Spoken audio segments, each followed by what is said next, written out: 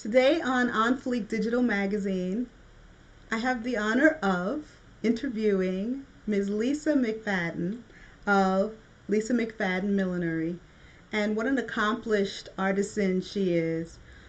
She is a milliner with, as a matter of fact, she is on the board of directors for the Milliners Guild.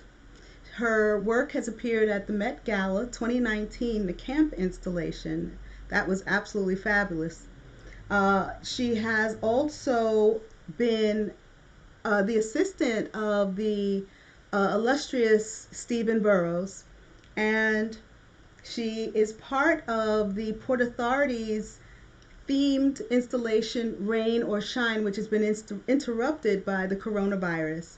I want to welcome Miss Lisa McFadden and want to hear more about you and your designs and, of course, your creativity that has you pivoting as most designers are right now. Welcome. Thank you. Thank you for having me, Susan. I'm so excited to be with you today. Thank you. Thank you. So am I. And we have been working to get you here. So tell us more. Tell us more. What goes into millinery, the handmade art of hat making, is timeless, pretty much. But in terms of what we do now and the pivot into mask is really interesting because, like Governor Cuomo, I think he akined it to, he said something like, I'm paraphrasing, masks are boutique art now, and he had this huge mural that he showed on during one of his talks, and all the masks that people were sending into him, which in and of itself was a huge work of art. It was like this big, collage of masks.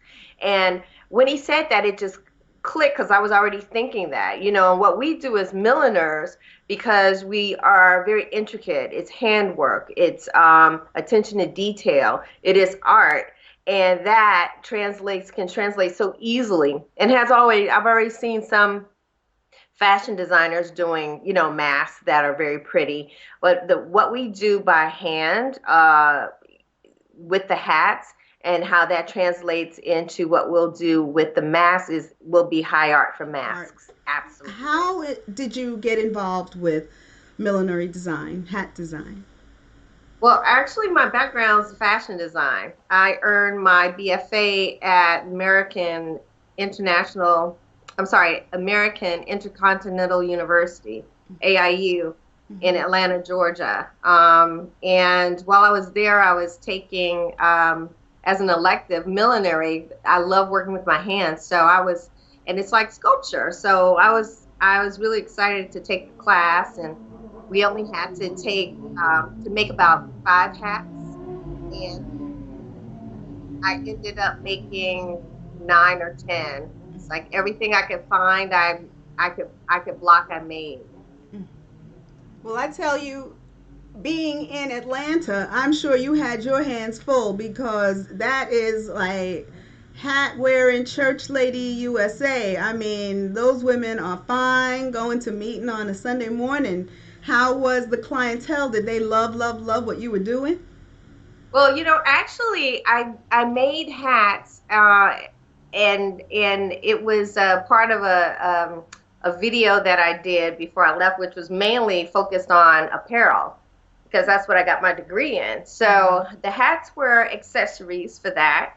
And I didn't really pick it up again until I came to New York, and I've been working here for a while, and subsequently was laid off from a position in a corporate environment, and wanted a change of pace. So that's when I sought out Stephen Burrows.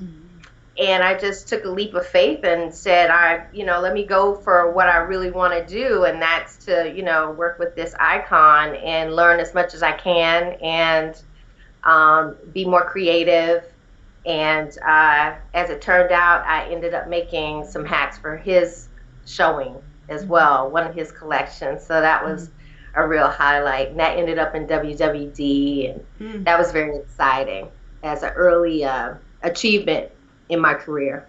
What a wonderful blessing. And the fact that he Yeah, reached back and allowed you to participate in his success at the level yeah. he was at is nothing short of extraordinary. Tell me about the Milliners Guild and how that factors in with being a professional milliner. Well, when I started making hats, which was back in 2004. Again, that was during that in between time because I was freelancing here in New York, working as a technical designer and fashion designer. And I took that break to do something different. And so um, I made hats for a while, but it was more like a hobby. Mm-hmm. And then I went back into corporate life. And then 5, 6 years ago now, I decided to go back to making hats full time. And I was grandmothered into the guild by veteran milliner Kathy Anderson, who I Oh. met and was part of a collective of artists. Mm-hmm. And and I met her, and she brought me into the guild. So it was really wonderful because it's a group of hat makers, handmade hats, and just a wealth of knowledge and information and millinery sisterhood and brotherhood from across the country. Mm-hmm. Yeah. The That's coronavirus has fantastic. been a huge disruptor in the fashion industry and to many different businesses in how they remain viable, how do they contribute to the cause. And what's interesting, as Lisa and I were talking, she started to share how, designers are moving into the effort. It's almost like the war effort, wouldn't you say, Lisa? Absolutely. It's absolutely. That's the way I think about it, and that's the terminology, the language I use for the frontline soldiers, the healthcare workers, and all the first responders. And now, of course, the past couple of weeks, there's been a big emphasis on essential workers, which wasn't even a term when all of this started, right? Mm-hmm. Yeah. So that's That's how I true. started.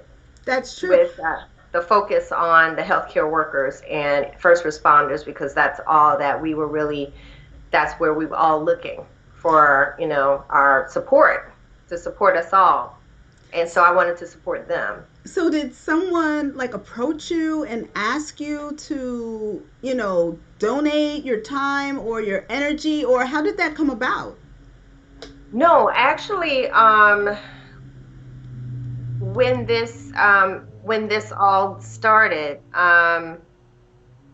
shortly thereafter, Governor Cuomo put the word out and said, "Hey, anybody with a sewing machine, if you can make masks, let us know." So I immediately, started trying to research what goes into uh, a medical grade mask. Is there anything that I can find that I could source?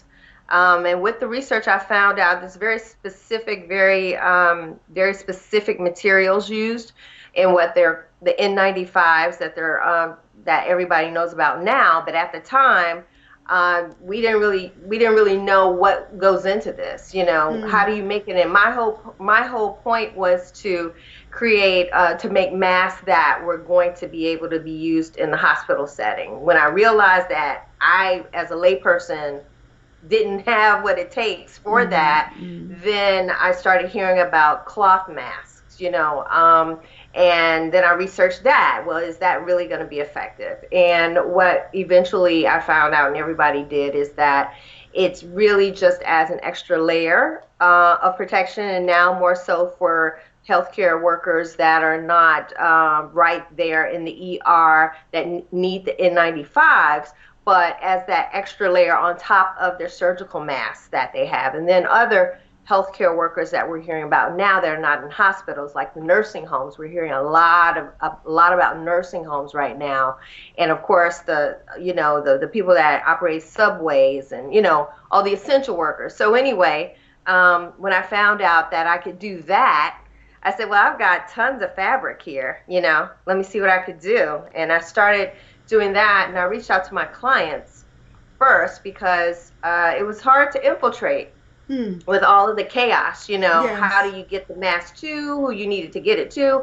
And I said, so what can I do from where I am right now? And I have a client list and a subscriber list. And I reached out to my clients who are healthcare providers, first responders. I decided to focus there. And because with limited supplies and offering free masks to them. And from there, it kind of grew. That is absolutely fantastic because now, masks are the accessory that I didn't really know that I would need. And Yeah. what I can appreciate about Lisa McFadden Designs is that the design of the mask or the designs on the mask more express who I am. I don't necessarily want to walk around looking like a medical patient.